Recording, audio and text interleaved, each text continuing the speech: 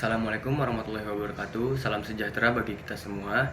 Perkenalkan, nama saya Muhammad Raihan dari kelas B Sastra Indonesia tahun 2020. Kali ini saya akan menceritakan sedikit tentang hikayat Malim Deman. Pada zaman dahulu, hiduplah seorang pemuda yatim piatu bernama Malim Deman. Untuk bertahan hidup, dia bekerja di ladang milik pamannya yang terletak di pinggir hutan. Tak jauh dari situ, ada sebuah rumah yang dihuni oleh seorang janda tua bernama Mandeh Rubiah. Nah, Mandeh Rubiah adalah wanita baik hati yang akrab dengan Malim. Dia sering mengirimi pemuda itu makanan saat menjaga ladangnya.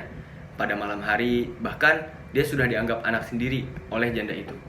Pada suatu malam, Malim Deman merasa haus saat menjaga ladangnya. Dia berniat untuk meminta air minum ke rumah Mandeh Rubiah. Sesampainya di pekarangan, dia mendengar suara beberapa perempuan yang berasal dari jauh di kolam yang terletak di belakang pondok wanita tua itu. Malim ini mengendap-endap menuju tempat tersebut dan terkejut saat melihat ada 7 bidadari sedang mandi di sana. Pemuda tersebut begitu terpesona saat melihat kecantikan para bidadari.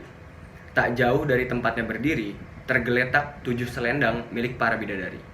Tidak ingin menyia-nyiakan kesempatannya, dia mengambil salah satu selendang itu dan menyembunyikannya di rumah ibu angkatnya. Ternyata, selendang yang diambil adalah milik bidadari bungsu. Bidadari bungsu itu menangis karena tidak bisa kembali ke kayangan.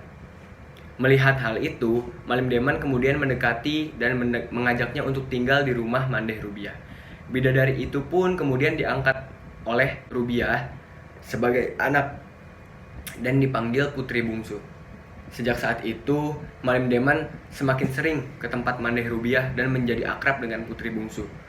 Akibat sering bertemu, kedua muda-mudi tersebut saling jatuh cinta dan memutuskan untuk menikah tidak lama kemudian.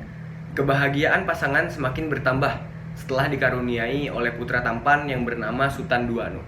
Namun, kebahagiaan mereka ini tidak berlangsung lama karena Malim Deman mulai gemar berjudi. Dia bahkan sering berhari-hari tidak pulang. Nasihat sang istri pun tidak diindahkan oleh dia.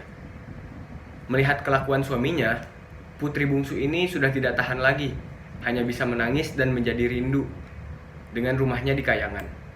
Hingga pada suatu hari saat mencari barang, perempuan itu tidak sengaja menemukan selendangnya. Di kemudian hari, ia menyuruh seseorang untuk menyuruh Malim itu pulang kalau masih ingin melihat anak dan istrinya di rumah. Namun setelah ditunggu beberapa lama, laki-laki itu tidak juga kunjung pulang. Akhirnya, putri bungsu itu memutuskan untuk pulang ke kayangan dengan membawa anak lelakinya tanpa menunggu sang suami. Sementara itu, Malim kembali ke rumah dengan perasaan sangat menyesal karena sudah tidak mendapati anak istrinya di rumah. Begitu cerita dari Malim Deman. Sekian dari saya, kurang lebihnya mohon maaf. Wassalamualaikum warahmatullahi wabarakatuh.